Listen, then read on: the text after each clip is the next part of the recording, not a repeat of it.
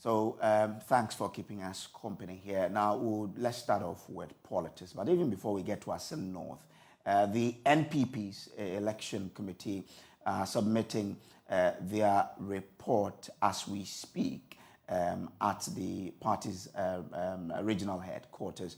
My colleague Samuel Imbura is there for us with update as to what is happening.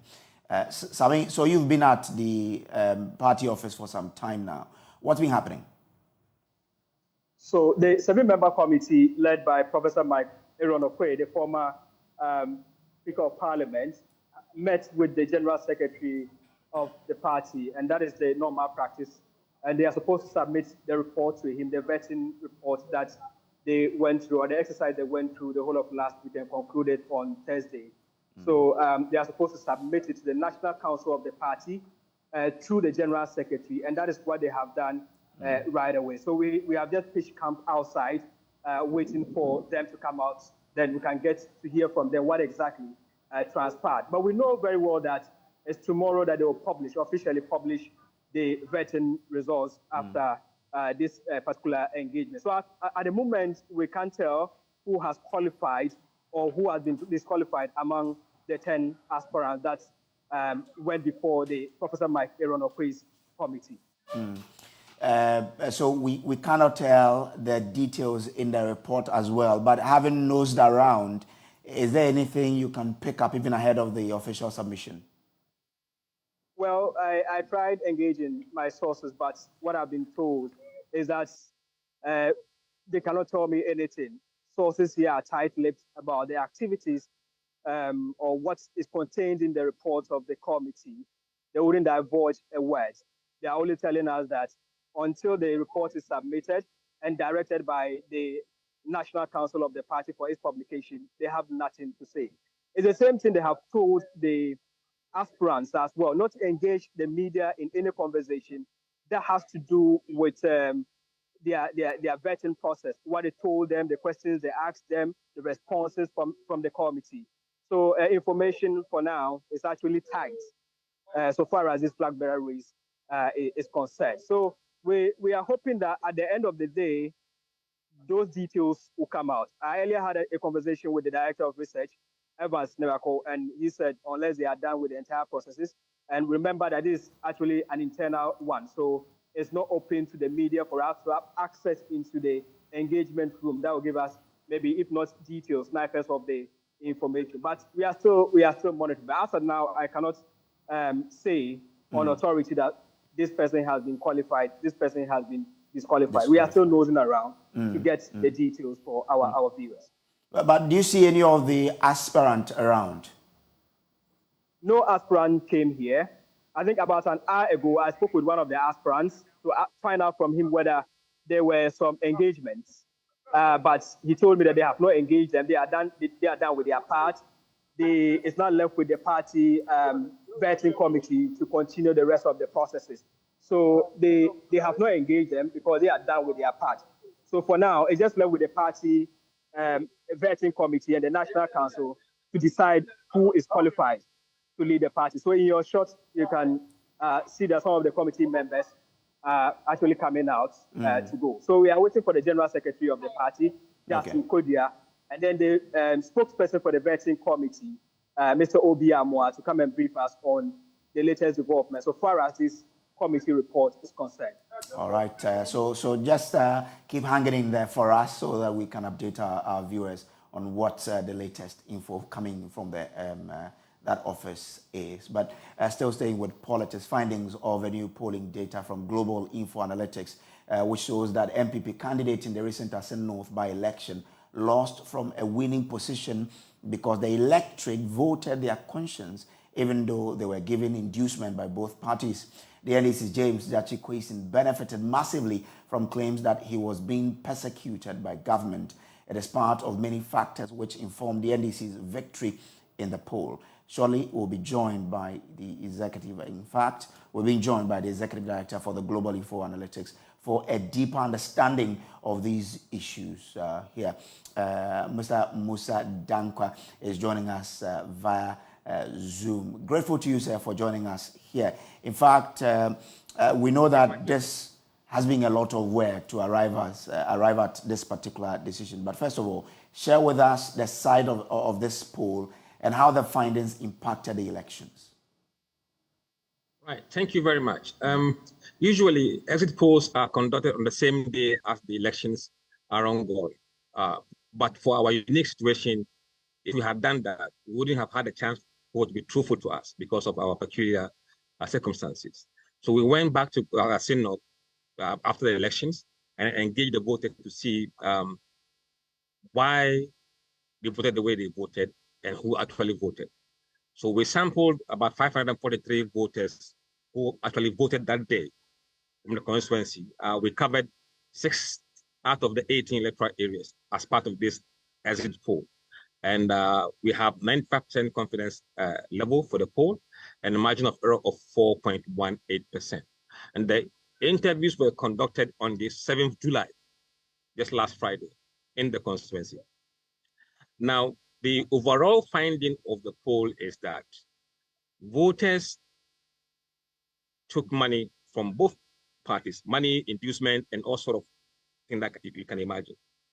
96% of people we interviewed said they either witnessed the vote buying in the form of cash, farm tools, bicycles, motorbikes, etc., to influence them to vote for them, for those parties.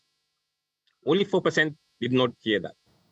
And for those that we interviewed, 92% said that they personally took some incentives or inducement from the political parties, compared to 8% who did not take anything from the parties. And then 15% of the people we interviewed were saying that they took money from MPP party, 13% took money from NDC, and 72% took money from both parties. Mm-hmm. It means that, I mean, this confirms the allegations and all sort of things that were being said before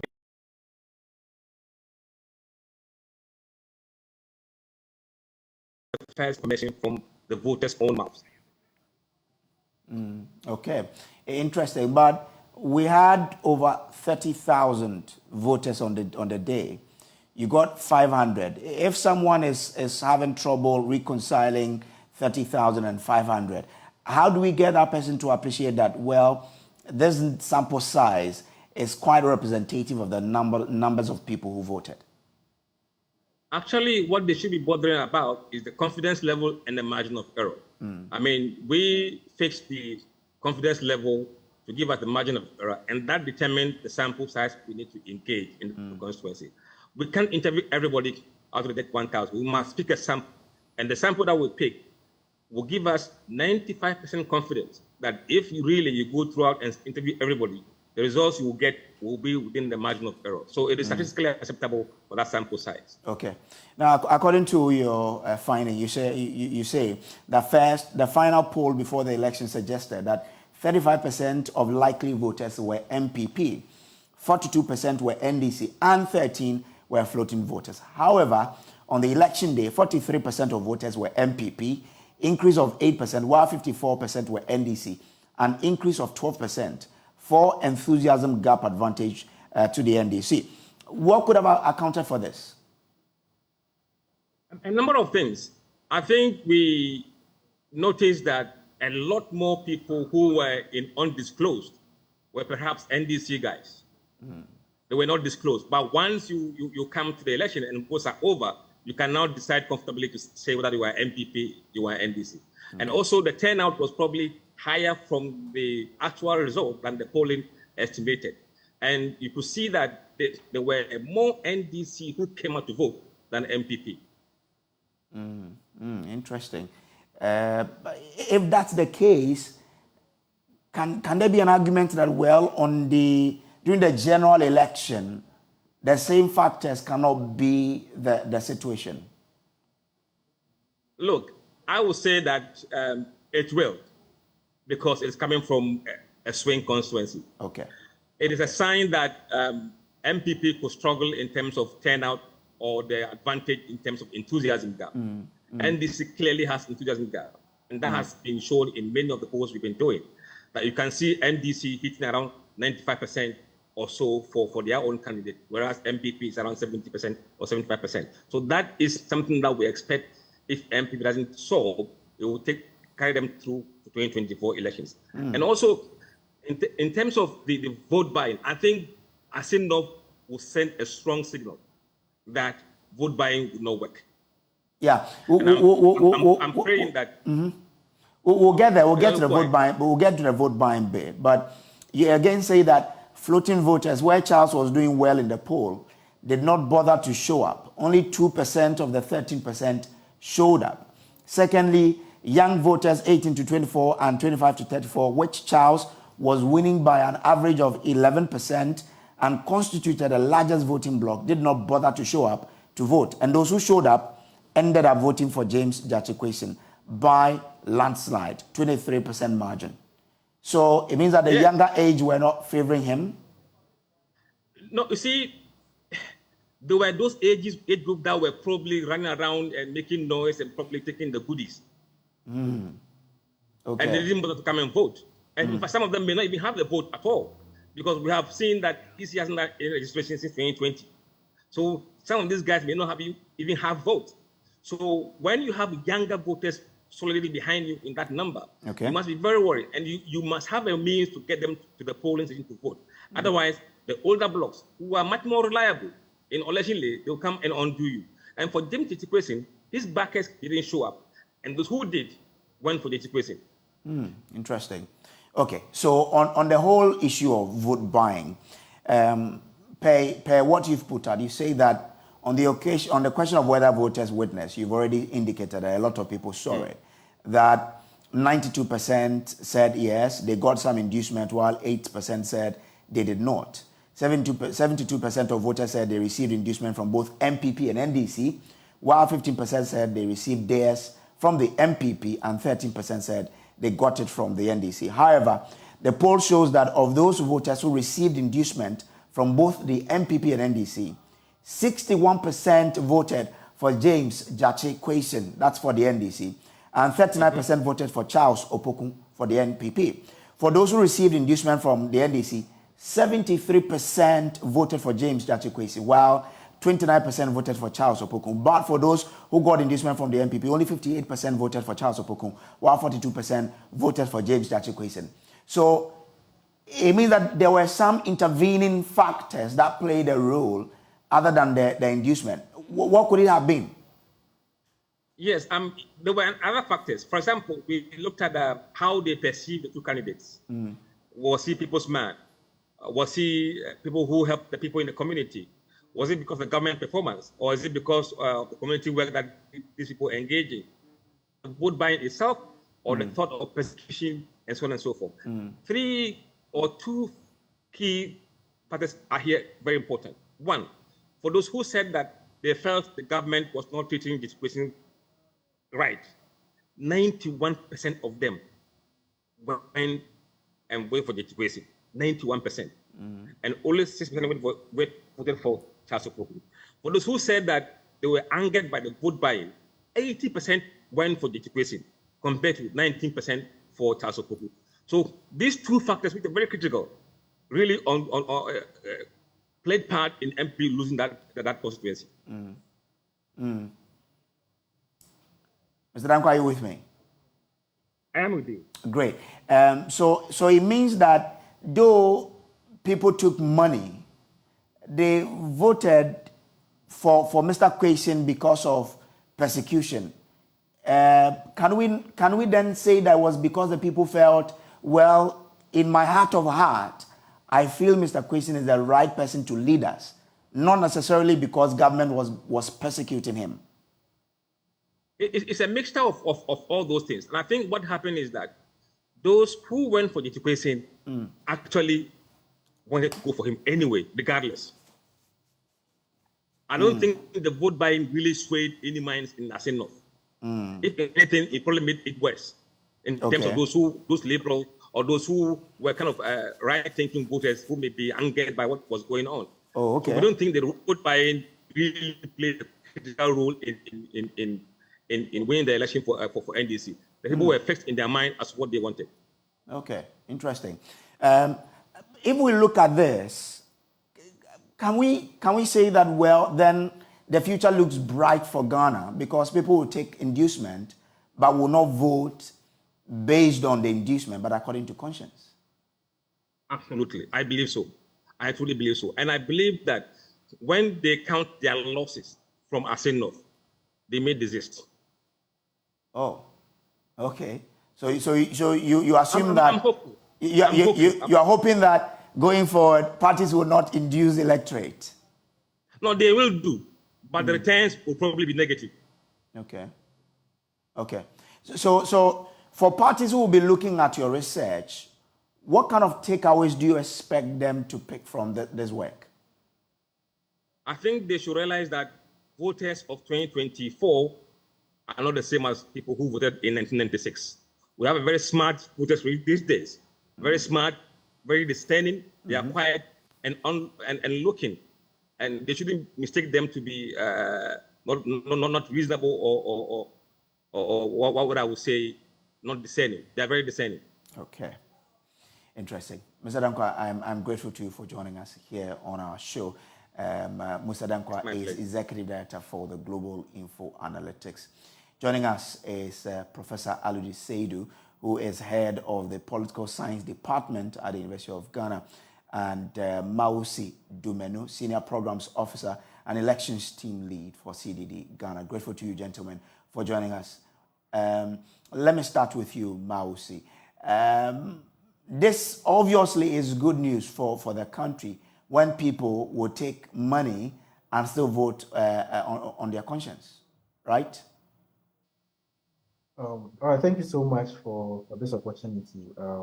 I think the outturn sends a very good signal that, I mean, times have changed and that inducements is not the way forward for our politics, our elections, and our democracy. And so with this issue, I mean, vote buying, I would say, is not a new phenomenon in our body politics. It's been around for some time now. And I mean, with each passing election, we tend to see a lot more of vote buying within our elections. But when it comes to by-elections in particular, because practically all the party machinery and everybody's moving into a small space for election, we tend to see a lot more of aggravated issues of, I mean, a lot more of the negative issues are being aggravated. Okay. So when it comes to vote buying, for instance, I mean, we've held 2 by-elections in the last few months, and it's very clear to me, I mean, compared to previous elections and then compared to previous by-elections, that the incidence of vote buying had become very, very magnified. They have become more rampant. And the fact that it was being done blatantly and then glaringly in public domain without any recourse for anything shows the level of impunity by which this negative phenomenon had attained. And so if it's been done openly and, I mean, people, I mean, brag about it and then talk about it openly, then, I mean, it means that I mean, it has a lot of negative connotations in terms of how our democracy can develop, because we need to have people that are being elected for based on the ideas that they have, based on what they can do for the people, based on problems that they can solve. Okay. And not in terms of how much they can give or, I mean, outbid the other person to win the elections. And so that signal that we got from Assin-North, even though, I mean, on the face of it, it looks like, yes, it sends out positive signals. And I believe that that positive signals, I think my previous speaker earlier alluded that going forward, it may not change, not necessarily change, but then at least that signal has been sent. And so that means that politicians now have to rethink their strategies around how they conduct their campaigns and then get to know that citizens are becoming, you know, I mean, somebody will say that their eyes have become more open in quotes. And so I mean, these are things that we are beginning to throw in. But the whole point is that if voters are being induced, I mean, first of all, there's a law that actually criminalizes bribery around elections. And so if you look at Representation of the People's Law 1992, PNDC Law 284, Section 33 of it, 34, 33, and 34. 33 actually deals with issues around bribing, so inducing voters to vote in a certain way or not to even vote is even an offense in itself. And 34 deals with the whole issue about treating. And so there's actually a law that deals with in some parts it deals with this whole issue about vote buying. But interestingly, we've not seen so much in terms of prosecutions coming out of any of these cases, probably because yes, we see it and then we talk about it, but maybe nobody takes that step to actually report the case and provide very good evidence that will incriminate perpetrators of this crime. And so we've seen this issue fester all these years, and then now we are seeing it being done with impunity and then without recourse to anybody around. And so that is where the dangers are, and that is where the problem is. And I'm glad that we are having this conversation. Almost about 2 weeks after the elections, it hasn't died down as in previous issues. And I'm even glad that now there's a bit of some empirical information from empirical evidence from Global Info Analytics that is giving us more inkling as to how the vote buying, its effect on the elections, and so that becomes a good basis for some baseline for us to look at how the trend will even go on in the near future. So in terms of prosecution, what are your expectations? Now that we saw people on video say that I took money from ABC, what do you expect going forward? Okay, so for me, what I recall from the NDC's internal election that they held earlier on was that I saw a bit of some interest from the Office of the Special Prosecutor, who had taken on an interest in trying to clamp down on issues around vote buying and all that. And so we would expect that once that was done from that point onwards, we would expect that it will not just be something that would stop there. And I think in the election for the district chief executives also, that issue also came up where the OSP took on a number of cases. Took on a case, I think, in Joaben also. I think just saw Joaben, I've just forgotten the constituency. The district, sorry. And so we also expect that kind of follow-up with that kind of initiative that been taken by the Office of the Special Prosecutor to clamp down on the issue of vote buying within our elections.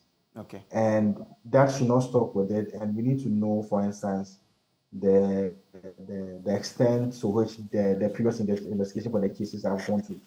The public needs to know, and we need to know how far it has gone and what the next steps are in terms of that. And so if an example is made of anybody that was prosecuted, and I mean the case comes to its logical conclusion, and let's assume there's anybody is jailed or anybody is fined or anything from that particular case, at least we would have an example just so that it would be a basis for deterring other offenders. And so for us, the case that we're trying to make is that the Office of the Special Prosecutor had taken on a good cause, and that there's a need for citizens to support this process and end this cause. But in addition to that, we also want to talk about the fact that there should be some extensive education by the media, by civil society organizations, by well-meaning people to educate citizens about the dangers of vote buying. Because if you are selling your votes, you are selling your future invariably. Because I mean that means you've taken your cake now, and so the developments and then the other aspirations that you want to see your representative undertake in the near future, you've shortchanged yourself for some pittance now, and so we need to have that kind of conversations that are ongoing, sensitization of the public around the issues, so that people get to understand what the issues are when it comes to vote buying, and then they will not see it as something that become an everyday part of our lives. And so people are just sitting and then waiting for election period to come for them to exact some form of pound of flesh from politicians. I don't think that's the way for us to go. But in addition to that, there should also be a bit more of education around, or some form of sensitization around, how can citizens also gather compelling evidence around these processes. Because a lot of times when we see videos and all that going on when it comes to, I mean, all sort of a negative public phenomenon, like the vote buying that we are talking about now. But sometimes some of these videos that may probably be submitted as evidence, maybe a lot of it may become inadmissible and all that. And so how do we then, find creative ways of, letting citizens and then well-meaning people be able to gather compelling evidence that can support the work of, let's say, the Office of the Special Prosecutor, and then other law enforcement agencies that are keen on clamping down on this issue. Okay. Let me bring in Professor Alidu Seidu, who is the head of Political Science Department of the University of Ghana. Prof, grateful that you could join us here. Now, per what the Global Info Analytics is picking up, they say that young voters between the ages of 18 and 24 and 25-35, where Charles was winning by average of 11 and constituted the largest voting bloc, did not bother to show up to vote. And those who showed up ended up voting for James Jachikwason by a landslide, 23% margin.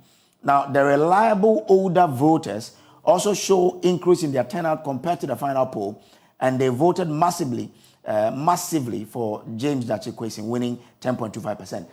What does it mean when you have older people turning up in their numbers to vote than younger people? Okay, thank you so much, and good afternoon to your listeners and viewers as well. If you look at the democracy as a system of government, we have always maintained, backed by research, that it is a process of demand and supply.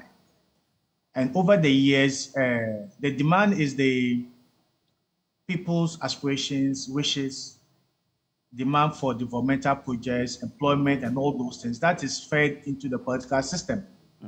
And the supply is what governments are able to provide. Projects, interventions, programs, creating jobs to address the impulse that is fed into the political system as a form of an output.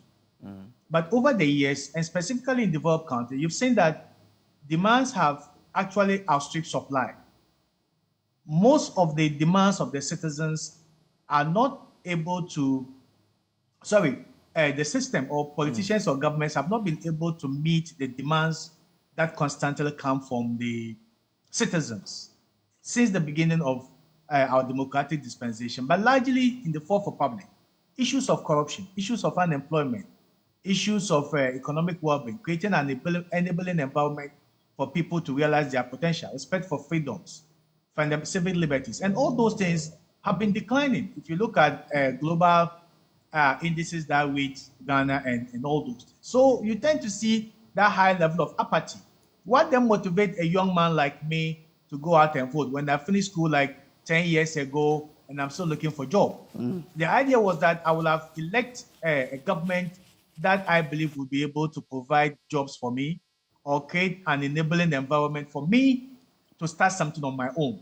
So over the years, if I don't see this thing happening and I only see the politician being able to improve on his living standards and live larger than what he earns, then I have no business deciding to go out to vote. So people believe that, the young people believe that we have to take our destiny into our own hands, and voting for these people is just to create another opportunity for another person to come and live better life than I do. So it's not surprising. And they constitute the bulk of our voter population, but also the bulk of the unemployed population in the country. So it stands to reason that if the Global Info Analytics are able to make these findings, it just vindicate the fact that the ability of the political system to dispense benefit in response to people's civic actions and civic duties, including coming out to queue and vote, has not returned much result. So people now think that I rather stay at home than just suffer and come and then vote and then get nothing in return. So I think to some extent it indicates people's frustration and apathy and dissatisfaction with the political system and its ability to self-regulate and provide benefits that are due citizens over time. Which of course is the focus of this whole thing, is that Well, you saw a lot of people said they saw both parties, the NDC and the MPP, giving money. But they took it and didn't vote according to the monies that they've been given or the inducement. They voted based on their own convictions. That bodes well for the future of our democracy, isn't it? I think it's good if we are able to have this thing happening. It's a kind of protest vote. Protest to the strategy that political parties now use over the years as a weapon of winning elections. So monetization has now become a weapon of elections. And people now think it's a strategy that can be used to be able to win elections.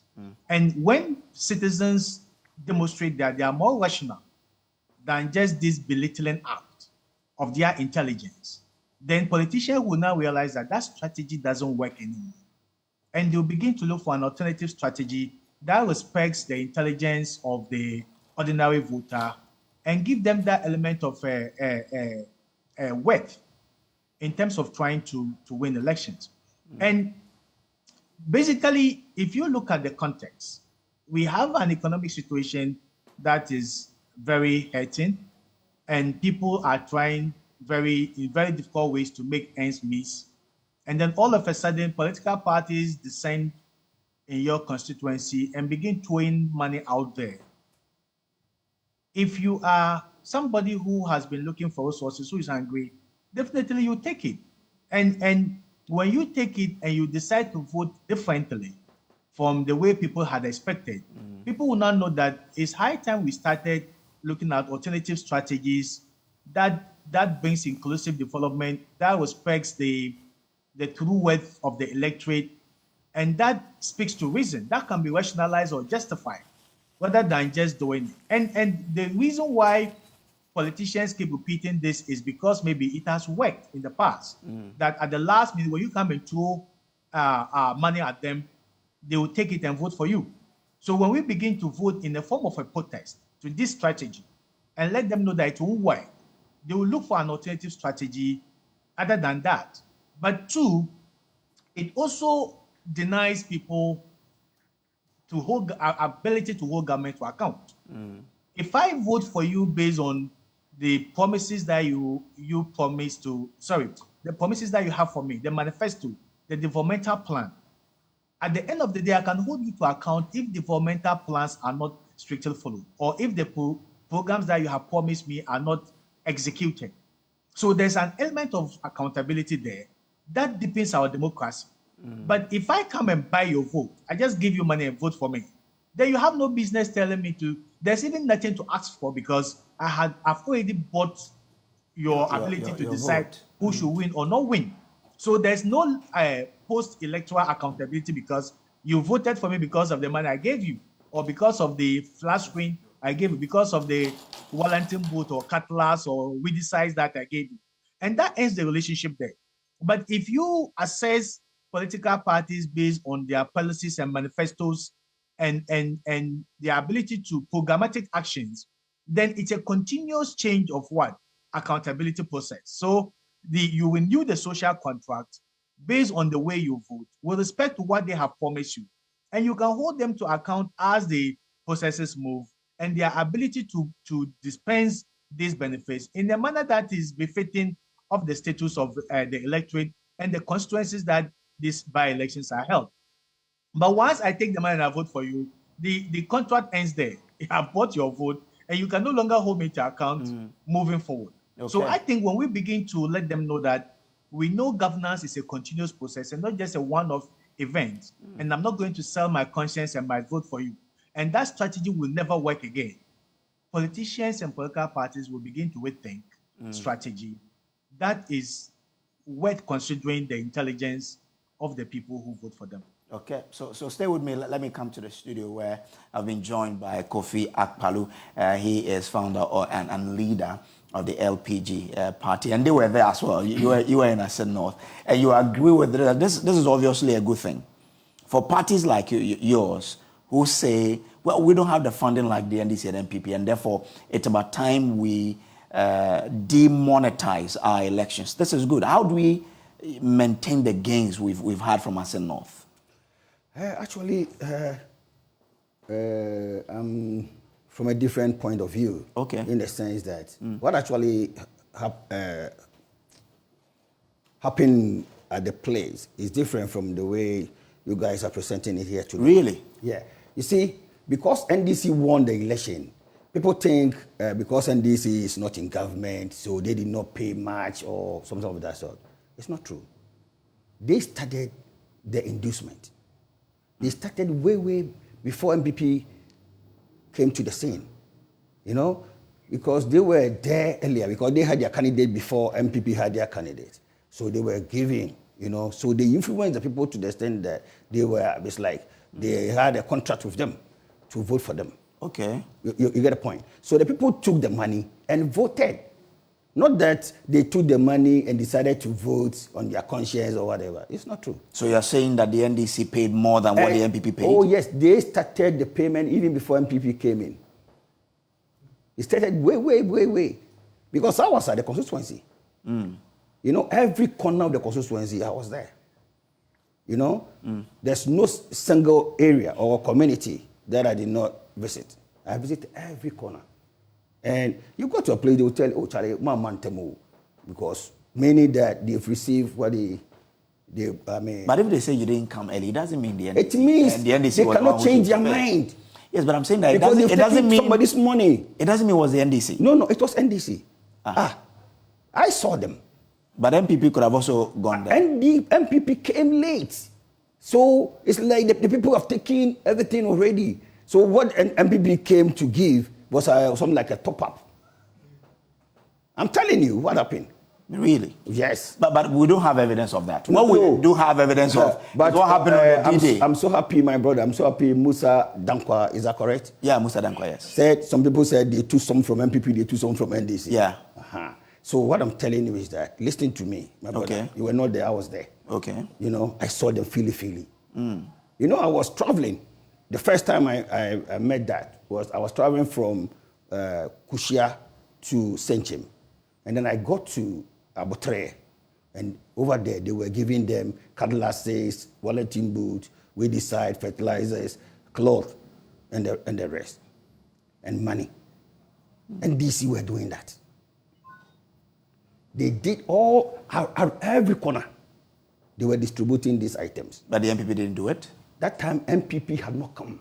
So when they came, they also decided to distribute the same items to the people, plus money. You know, they were sharing cement, yeah, to the electorates and as well as to the communities. Cement, maybe a truckload, and then, build community center, do this.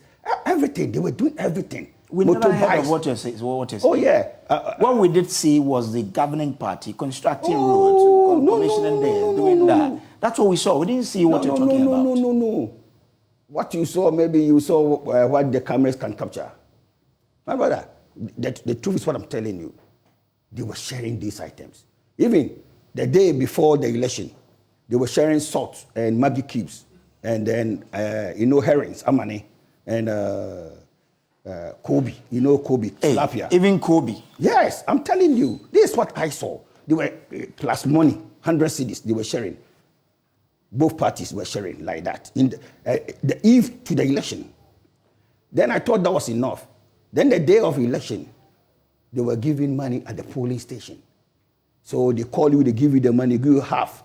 You vote, you snap your vote, come and show it to them, and then they give you the balance. Did you see people snapping their ballot? Because that's illegal. That's against the laws. You cannot snap or take photograph of your vote. It's illegal. Only if LPG or maybe CPP may have done that, it would have been illegal.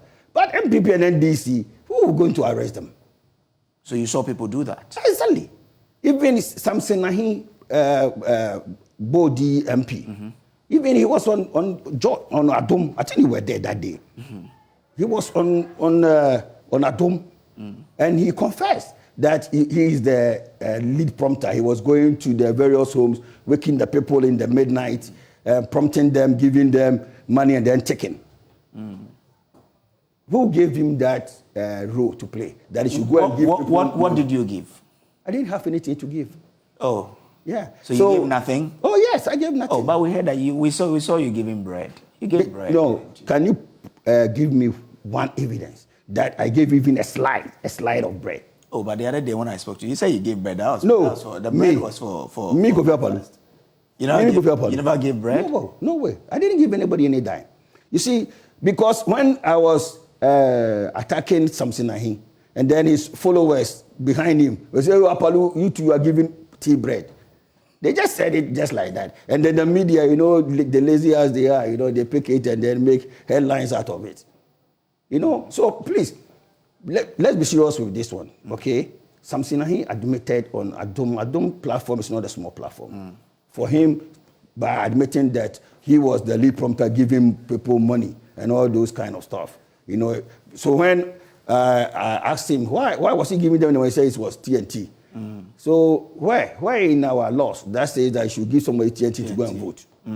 So stay with me, and I still have Prof. Alidu with me. I still have all our other panelists with us. We will delve deeper into this. But on the day of the election, we were speaking to some of the electorate who were telling us what they've seen or what they saw. Listen.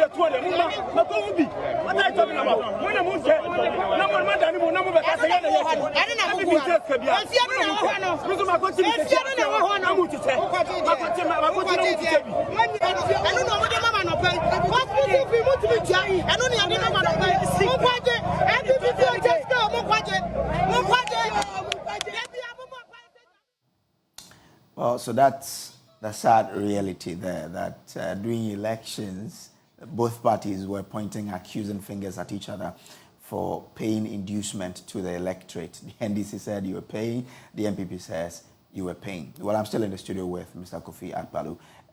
On the line, we have Professor Alidu Seidu, who is head of the political department, University of Ghana. We also have our CDD representative with us, and I still think we have the Info Global Analytics Executive Director with us.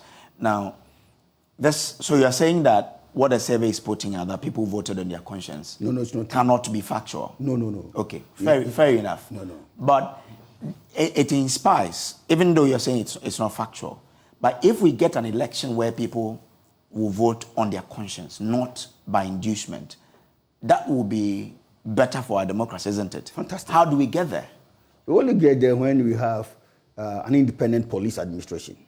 Independent police administration. Other than that, we're going nowhere. What would they do? Yeah, because they will not be afraid of MPP or NDC. And then the media will also support it. You see, sometimes the media is a problem because when they arrest somebody, the media will hype it and then they will push people to go to the police headquarters, blah, blah, harassing the police and all those kind of stuff.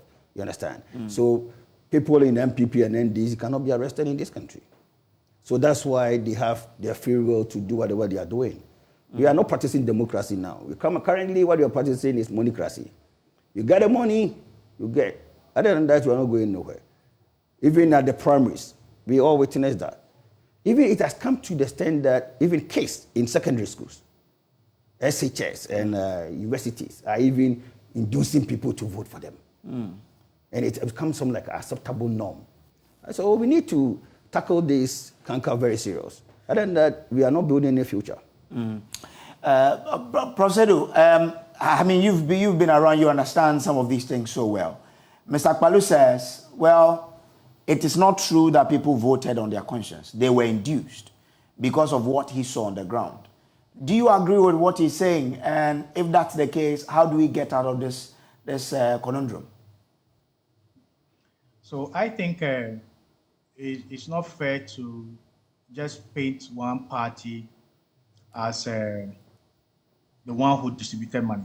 Yes, evidence that we have gathered indicates both the dominant parties did that, and not just in I don't think I Assin-North. said only one person. Elections we've had in the Fourth Republic is becoming monetization, or money and elections have become like Siamese twins in Ghana. They are conjoined. I'm not sure where exactly, but they move together. And I would be surprised if Mr. Akpaloo and his party had the kind of money maybe NDC or MPP people had now. They wouldn't even have also think of doing what they are doing now just to win votes. So I think it's endemic, and we need to find a way to deal with it. Okay. And I agree that our economic situations has actually exacerbated the practice, but I agree with Mr. Akpaloo that we need to enforce existing laws on this issue. What does the law say about trying to induce people to vote for you? And if there is evidence that this actually happened, what should be done? Without consideration to the political party that's involved or the individual that is involved. Once we begin to crack the whip and enforce our laws in a manner that it is stipulated in the Constitution, we'll begin to have some of these things gradually reduced, if not completely eradicated.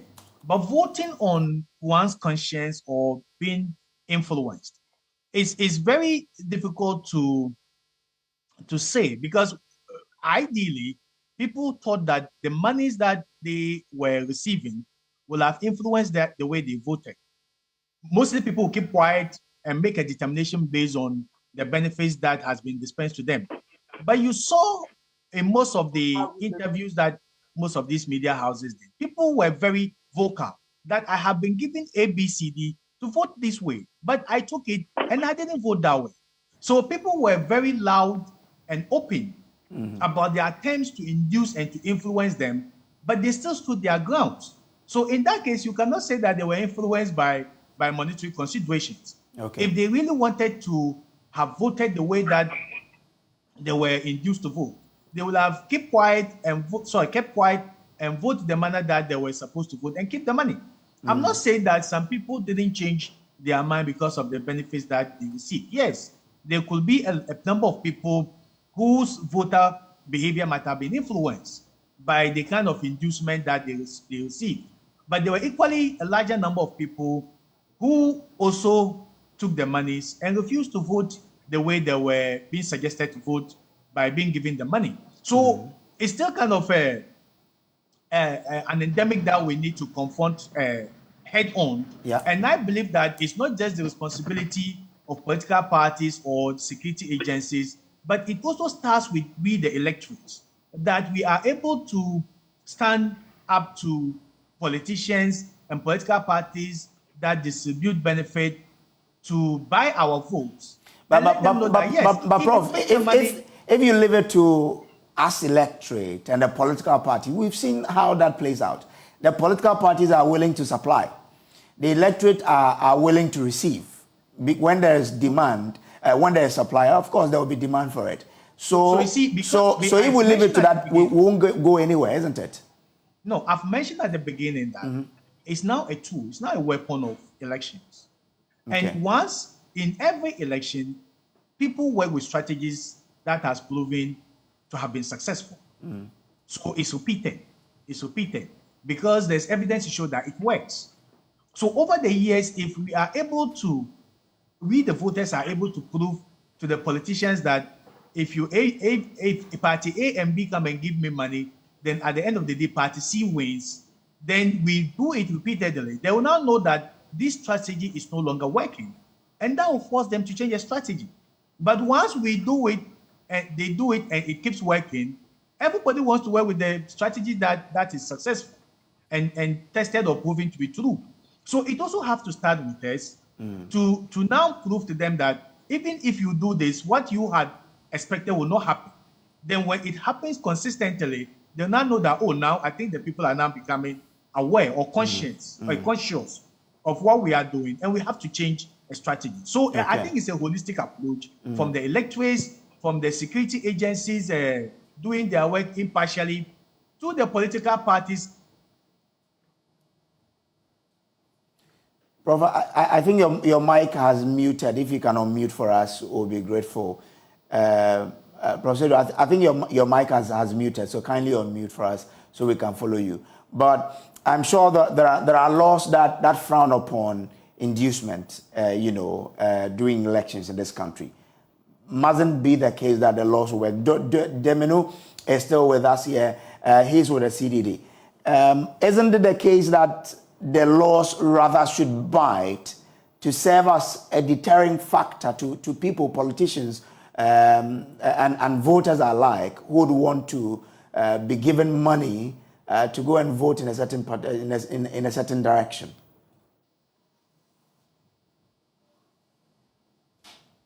Mausi, okay. Yes, I have unmuted now. So just like you're saying, I mean, the law should bite. I mean, but the laws will not bite themselves. So, I mean, it needs to be enforced by our law enforcement agencies. And so, I mean, the police is one, because they were on the ground, particularly in Assin-North, and then even with Kumewu. And so there are quite a number of cases that I'm sure a lot of them have seen and all that. So that comes to the whole point about there's a law, because I know, and I think I read it out earlier on, Representation of the People's Law, 1992 PNDC Law 284. So Section 33 actually deals with the whole issue about bribery of voters by candidates and then their agents. And so, it spells out the issues in there. It also even goes to the extent of dealing with treating, which is Section 34. And so, I mean, there are laws already in place that needs to be implemented. But here's the case, is the enforcement of it that often, you don't really see much attempt from law enforcement agencies. So that comes to the earlier point that I made, that we saw a bit of some effort from the Office of the Special Prosecutor to take head on to take head on issues around vote buying, where there's clear evidence and all that. And so it means that more of it has to be done. We don't just have to limit it to, the previous cases, but we should try and then the office should go into this particular case, this particular election, and look at, several of the cases and then see which of them they can prosecute. And it shouldn't just be on one side, but it should be from across both sides, both MPP and NDC, who were fingered to be part of, who were fingered to be leading this crusade of vote buying. And so it should cut across from both sides, so that we try and then make an example out of persons that were found culpable. Because if you don't make an example out of anybody, that is how come these acts will fester. And then for me, as far as I know, I don't really know anybody who has been prosecuted with this law, or who has been prosecuted for vote buying. I stand to be corrected. And prosecuted to the extent of the case going through the full process of going through the full process at the law court, through trial and all that, with somebody being found guilty. I've not come across that case, and I'm yet to see that. And I believe that that deterrence needs to be set as we go into the next election, because once nobody gets to be punished for any wrongdoing, it will continue to breed a lot more impunity. And that's what we've seen with a lot more of some other incidents around elections. So, for example, political violence and all that we see around elections. Just simply because people are not punished.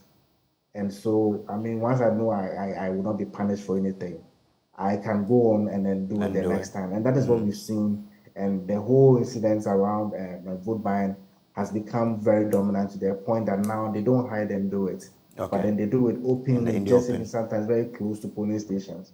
And so that is where the whole issue is very worrying. Okay. I'm grateful to you for joining us. Mausi Dumenu is with the CDD. Well, Mr. Akpaloo, so the law is clear.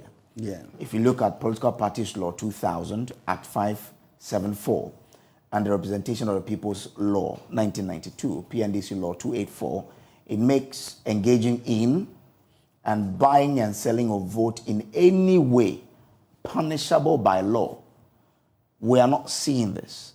You say that an independent police service can do this, but it takes an attorney general to say that I want to prosecute this because I've seen one or two. Yeah. So going forward, in way of stemming out this practice of people buying people's vote, what you are a politician, realistically, how must we approach this? Yeah, it will be very difficult to implement these laws in this country, especially if it happens that the Attorney General is the person who has committed that crime is coming from the same party where Attorney General belongs to. We have the special prosecutor now. Oh. He doesn't belong to any party. He was appointed by MPP government. But it doesn't, he is independent. So, it doesn't mean he owes allegiance. Yeah. So Professor Stephen Frimpong Boateng disclosure, what happened to it? He mentioned a lot of people's names. What arrest was he able to do? You okay? So you see, it won't work. Okay. It's not an independent mind. Okay? It's not an independent mind. So there's no way out of our problem? No. We can solve it? It will be difficult. So far as we have MPP and NDC dominating our system, it will be very difficult. And that's where the media too is also pushing us to, because the media is making us getting divided more, because they will come to the studio, they'll bring MPP, NDC, and then they'll be as if they are the only political parties in this country. So it's like they are rather funding this issue. So we need to look at it very, very critical. Okay. And other than that, the future, we don't have any future. Okay. But I can tell you, going back to even this current district assembly elections, they've started giving inducement. They'll come to a community, they'll bring all the people, like they are offering them free what do you call NHIS. Okay. Yeah, okay. Free registration. Free registration. To NHIS. Yeah. Why? Why should we entertain all this kind of stuff? Okay. See, this is something that we should look at. Okay. All right. GFA elections, the same thing happens there. Bribery and corruption. Any election in this country, GPRTU elections, is fraud. Everywhere. So I don't know the kind of people we are. We need to sit down if we want to develop this country, like the Americans or the Germans have done. Okay. That place needs to be looked at. Okay.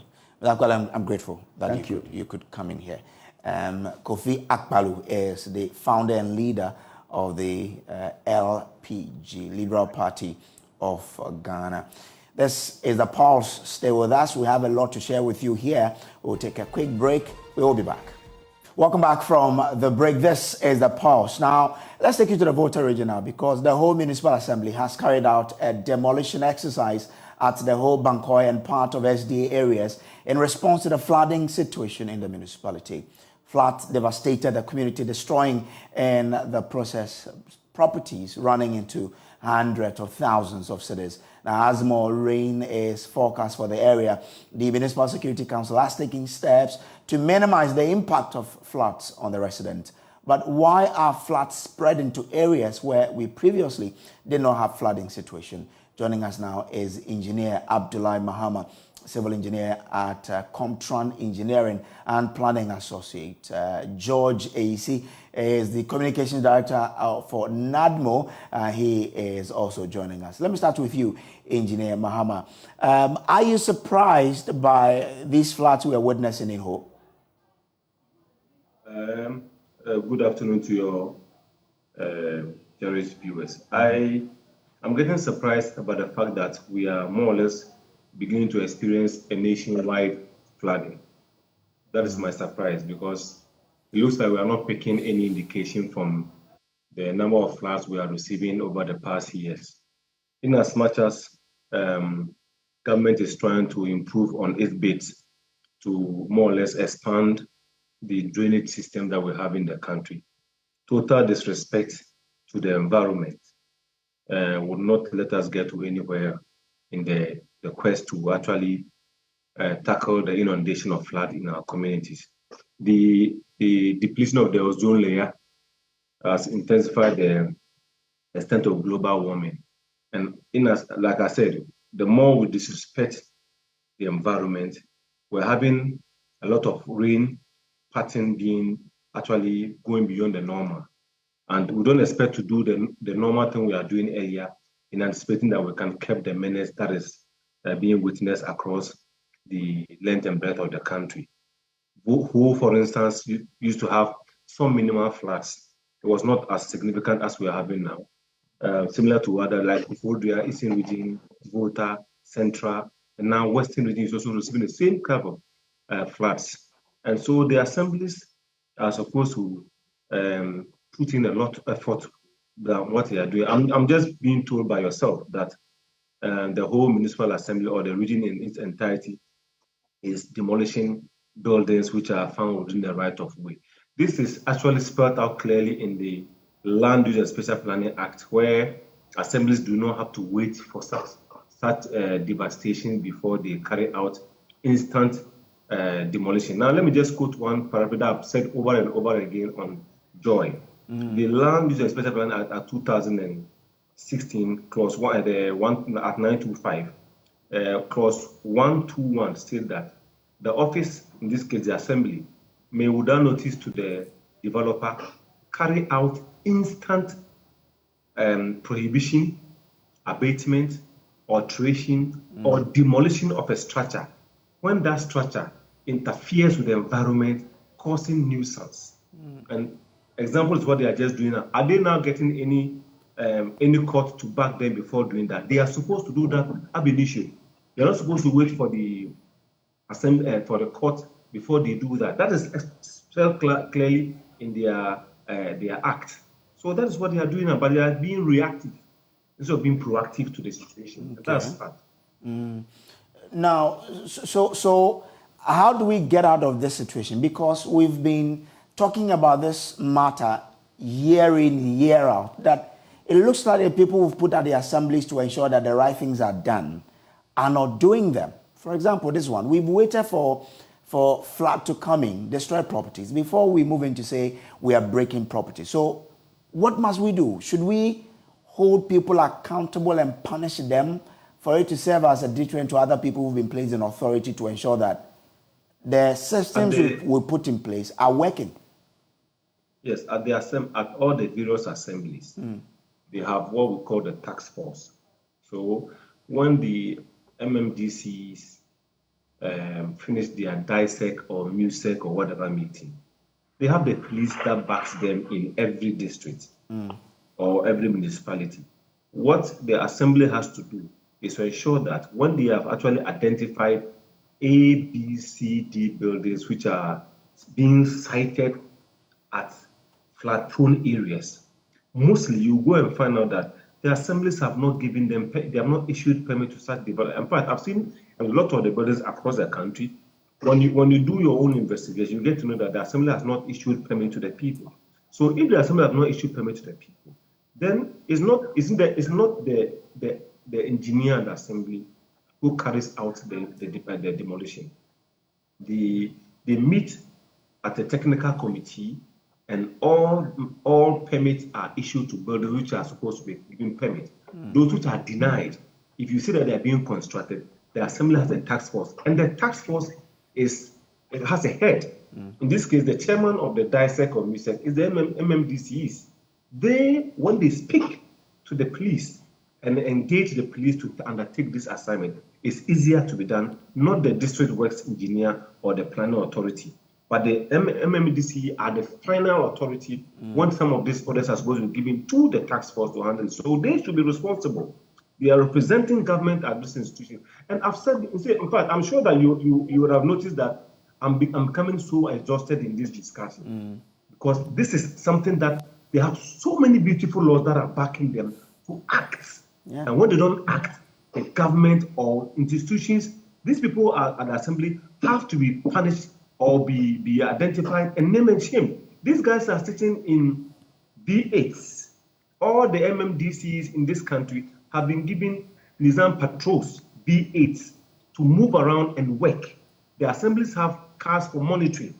We'll have to just say some of the assemblies are exempted because they are newly assemblies which are not coming in. Others are a bit challenged with, some of these movable items. But once the law is clear, the assembly have to work in conformity with the law that has been given to the country by the law, the local assembly acts. Let me bring in George AEC, who is the Director of Communications for NADMO in here. So George, I'm sure by now you've gone in there and completed your assessment. What is your assessment telling you in terms of the devastation that we witness in Hope?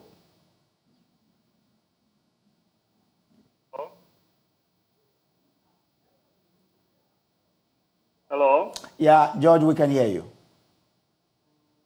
Yeah, I didn't hear your question, please. So my question was, I didn't hear your question. we were told that you were, assessing the devastation. So what is your assessment telling you of the sort of devastation we have on our hands?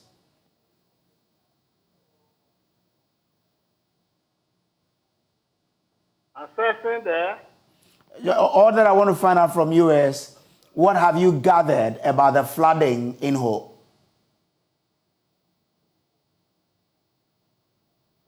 Thank you. Good afternoon to you and your viewers.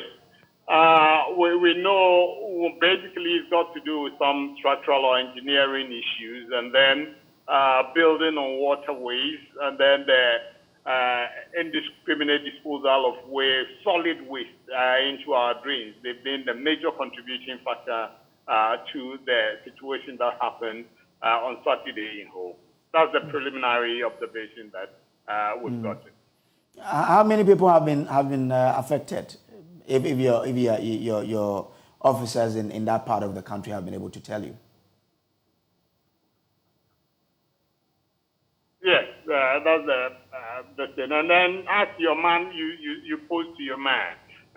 We got a briefing that in the course of the day today, the MC and the team will be moving around to embark on demolition exercise. So, and I understand from you that has begun. So that's been what we are close with, the fight we are close with as of now concerning the whole flooding. But George, we've always been saying that people, the flooding we are recently seeing. Can you hear me? I can hear you. These situations are aggravated by people building on waterways and all of that. I know NADMO is also about prevention of disaster. So what are we doing in that regard to understand throughout countrywide in terms of people who have built on waterways that could serve as a potential cause of flooding in this country? Yeah, your line's been breaking, my brother breaks. Okay. If I got you right, you are asking what NADMO is doing to avert the issues of building on waterways and causing flood havoc? Exactly, yes. Yeah, in fact, to be honest with you, I was excited to hear your earlier speaker pointing to an act directly which mandates the Assembly to carry out the act of demolition exercise and co.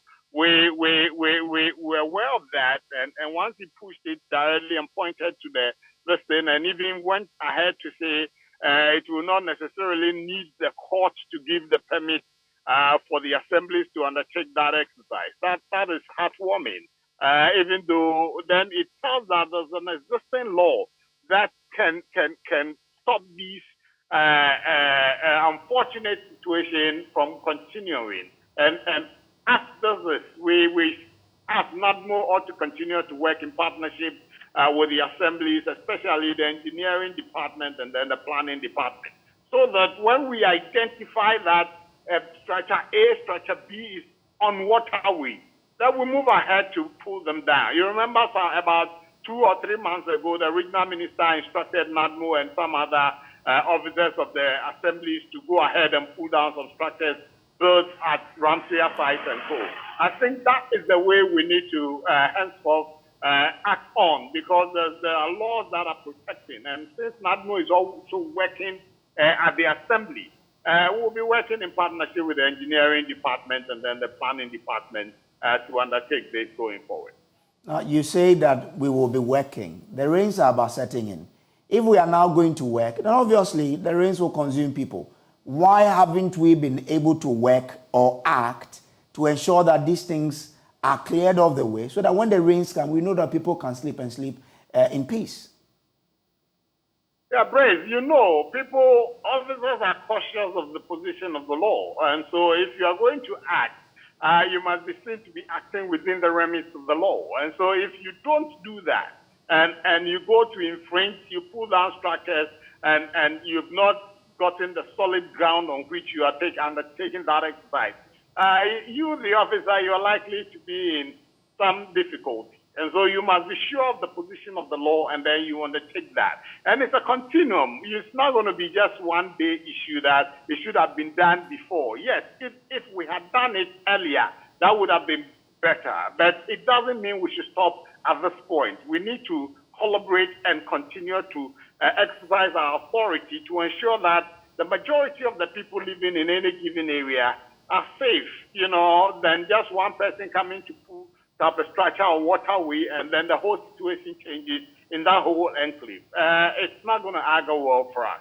So let's see how we can work as a team going forward. It doesn't mean also that the situation, everybody is going to be worse. No, because we do the certain and continuous dredging, and then we continue to engage people within such communities on what to do when the rains come in. And so, yes, once they pay heed to the advice and the instructions from Metro, NADMO, and all other authorities, we will be sure that their lives, their safety will be guaranteed whilst we continue to implement what we need to do to ensure our holistic safety in any community. In the last 1 year, what have we done in this regard in trying to prevent flooding?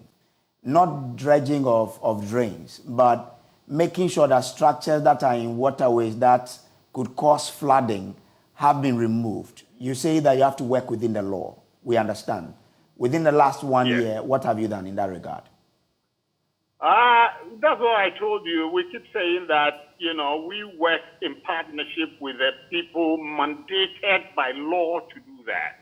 As of now, NADMO is not mandated by law. However, the institutions that are mandated by law, we can advise, and they will play the lead role for us to execute those things. So I cannot, on authority, say that we've done A, B, C in that tandem. No. There's a particular institution or particular institutions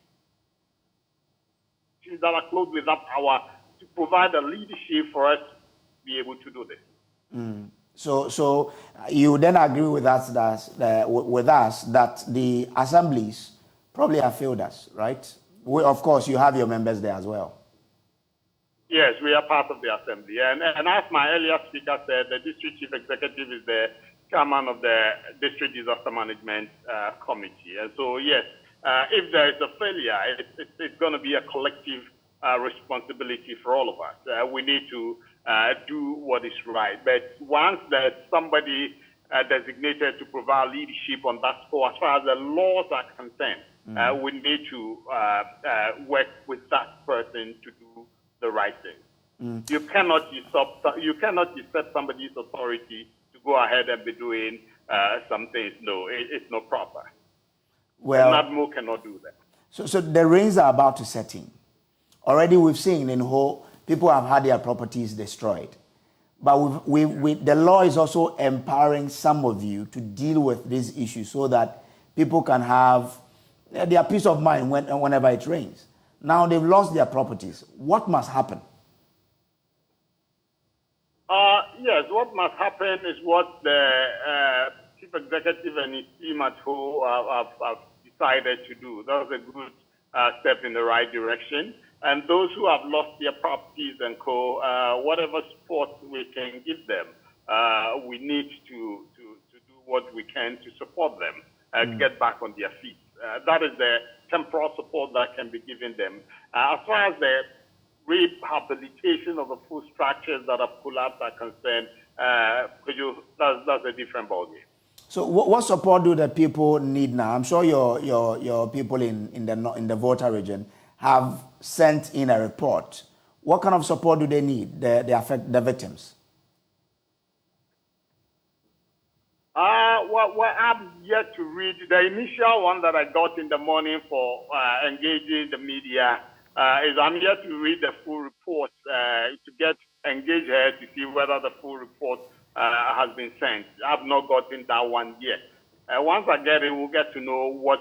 So once people's homes collapsed and walls broke down and definitely people have been displaced. And if people have been displaced, definitely we need to give them some initial support in terms of relief items. And then maybe put them up in temporary structures like schools, community centers, and co. If it gets to that point, definitely we'll need to send some relief items to support them. Hasn't it gotten to the point yet?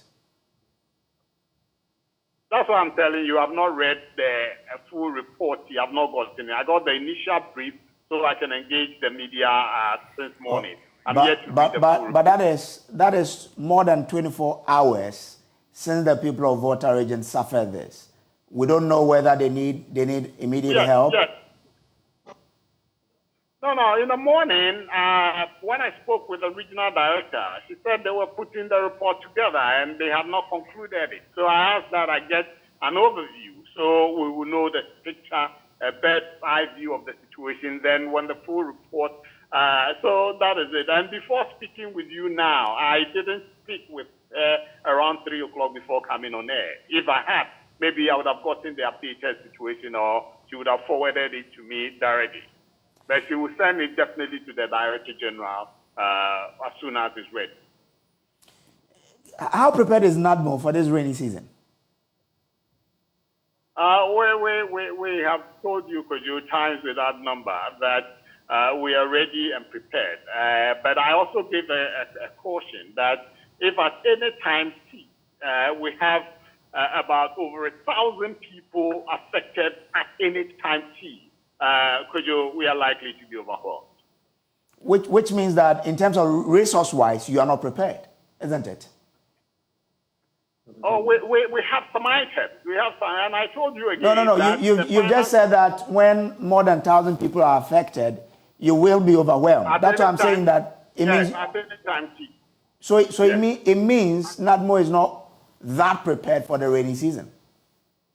No, we are 1,000. We hardly get it at any time, because when it's like beyond that, then we are talking national disaster. What it means then is that the Ministry of Finance, Ministry of Interior is going to be on standby to support us. That's assured us by the Finance Minister. And so we are prepared on that score. So the people of who have been affected would have to wait till when to see that help is coming in from NADMO? And even if you are going to help them, what will you give them? It will depend on the assessment report. The assessment report will tell the number of people affected, the category of people, what the needs assessment says. That will determine whether blankets, whether food items, whether accommodation, whatever. The report is what is going to determine what they will, what support they will need. And so, and I tell you, I believe by close of today, definitely the full report should be ready. And tomorrow, latest tomorrow, we should be able to kick in to give them assistance if need be, if it is in that category. Let me bring in Engineer Mahama here. Engineer, so from the technical point of view, what must we do so that the rains do not bring the sort of havoc we've begun to witness? Well, the floods have already visited us this year. And so maybe moving forward, when we go out of the rains and we look at what is ahead of us in the coming years. I've just seen something on your video where, in fact, I've spoken about it before, about 2 years ago, where we still have very nice drains, but we have pipelines. Just on your screen now, you have pipelines going across, and that becomes a major obstacle to almost all the debris or the leaves, whatever is being collected along. That's what you have on your set now. Yeah. We should be able to improve upon this thing where the Ghana water will either go at the level on top of the drain or go under. In fact, even apart from the fact that it's impeding the flow of water, we may have contaminations because of some of these breakages that will go directly into our homes. And moving forward, I think that the rains development takes a time, but behavioral pattern in terms of what we can do to actually move obstacles within the right of way and other things should be done within a matter of weeks. And like I said, NADMO, Kisi was asking about the few things I stated earlier.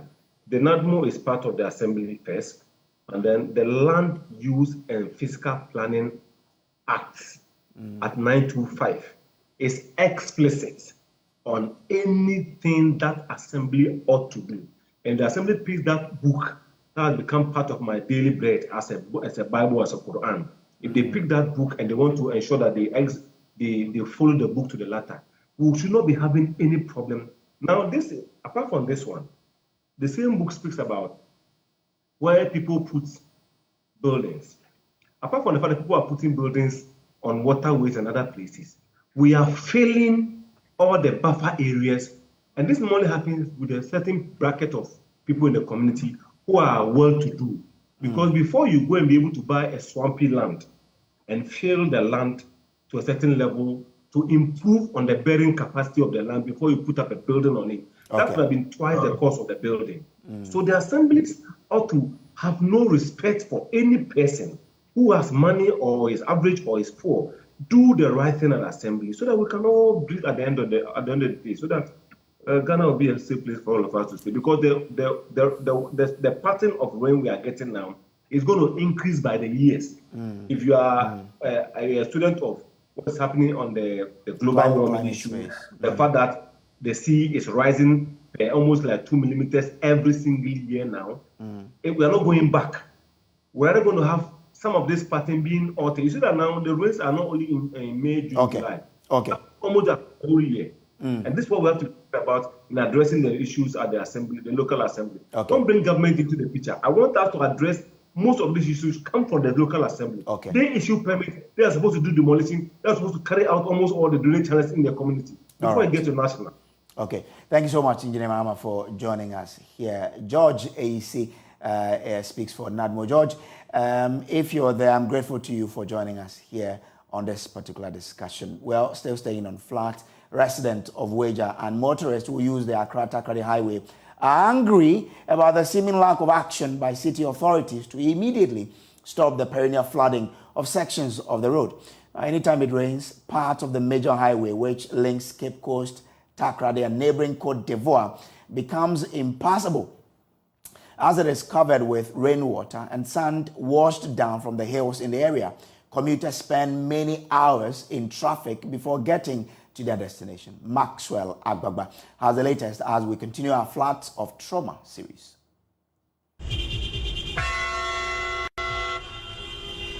It is just minutes after torrential rains here in the Greater Accra region. The usual chaotic scene is back on the Weija-Atala section in the area close to the toll booth on the Accra-Takoradi Highway. Parts of the road is flooded again. Here, I've met a truck driver, Issa Halidu. He slept in his car overnight after his truck got stuck in the silt on the road. We said that we should park small and wait. Other the rain will cut off, then we move. After 30 minutes, yes, then happen. Wow. After that, we will come back to remove all these things. The issue is a big one, but as I'm saying, since we cannot focus on everything. I have now met a concerned resident, Nana Kwesi Jana Pentin. He's always on the edge anytime he's not at home and there are signs of rain. He's befuddled how a major road like the Accra-Takoradi Highway will be left to get flooded anytime it rains without any intervention from city authorities. The experiences people go through here are just horrid. When it rains a little, it just has to drizzle. It brings huge traffic, but that is just the beginning. That traffic, even after the rain, continues because there's a pile of sand that comes from up the hill, because the problem is that clearly, I'm not an expert, but you don't have to be an expert to see that it's a very unstable kind of area in terms of the soil and the land and everything. So it every time it rains, there's this huge erosion, and it brings boulders and rocks and gravel and everything, and it takes weeks to clear. So what we suffer on the day of the rain is just the beginning of the story. What is worse is that what people probably don't realize is that this is not a local, just a local issue, a local problem.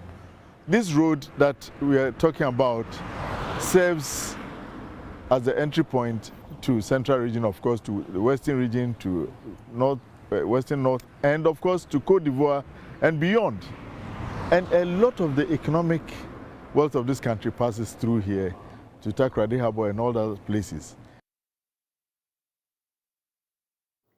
Well, let's take you to, I say, Zambia, because the president of the Republic of Zambia, His Excellency Hakainde Hichilema, is urging African leaders to back their talks with actions and necessary funding.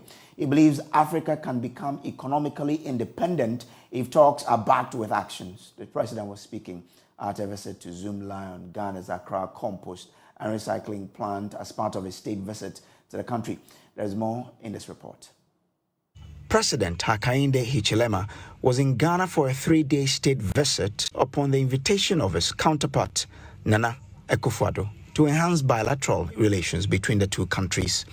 The visit to the Accra compost plant was to see at first hand how the private sector is helping solve the waste management problem in Ghana and how that can be replicated in Zambia through collaborations. The president, after touring the Accra compost plant, said he was impressed with the kind of investment done by the private sector. He believes Africans must invest in technology to solve their problems. We want to appreciate your innovative, ingenious mind around this menace called West. So I do, since you're already in other countries, I don't have to emphasize the point. We Africans must learn to work together. G to G, government to government, business, people to people. This encouragement I want to indicate to Executive Chairman will become more visible amongst the current crop of leaders on the continent. A number of us are resolved that we must look out to each other for each other as we push the developmental agenda. He urged African leaders to invest in priority areas. Our continent for a long time was not allocating resources, alongside its own priorities. So there was, probably connected to the first question, there was a lot of intent talked about, desires talked about, but not matching those desires with the resource envelope. If you followed our conversation in Paris last week, we did discuss, and for me what was pleasing that a lot of leaders in the meeting there to look at the reform of the global financial architecture agreed that time has come to allocate decent resources to the priorities of Africa, development, jobs. You will see a little bit more convergence, a little bit more concerted effort amongst leaders. Instead of talking politics every time we meet, we must talk economy, investment, trade, joint ventures. The group chairman, Dr. Joseph Siao Ejapon, said 62% of waste generated in Africa is organic and can be recycled with the necessary investments in technology. Over the world, climate change and all the issues that are going on is turning the waste not as a waste, but a waste to a resource. Now, Global Outlook talks about 2.1 billion waste generated worldwide. Africa, our nature of food eating and habits and other things. In Africa, everybody eats corn. Everybody eats everybody eats. So the nature of the food that we eat, this is the characteristics. 62% is organic. Plastics is 14% and other things. There are so many, Your Excellency, there are so many thoughts about turning the waste to gas, turning the waste to power, waste to energy and other things. The philosophy that is not good for Africa is that our waste is a wet waste.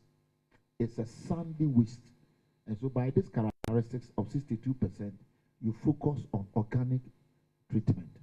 The Accra Compost and Recycling Plant, ARCAP, is an integrated waste processing and recycling company that receives and processes waste into plastic pellet and organic manure for agronomic purposes. The plant processes over 2,400 tons of waste whilst producing over 240 tons of compost daily. Let's talk showbiz. News. Prince Kwame Kudoge's report read to you. And that's how we wrap today's edition of The Pulse here on the Joy News channel. There's more news on myjoyonline.com, but we'll leave you in the hands of the LTS team. We'll meet again tomorrow. Good evening.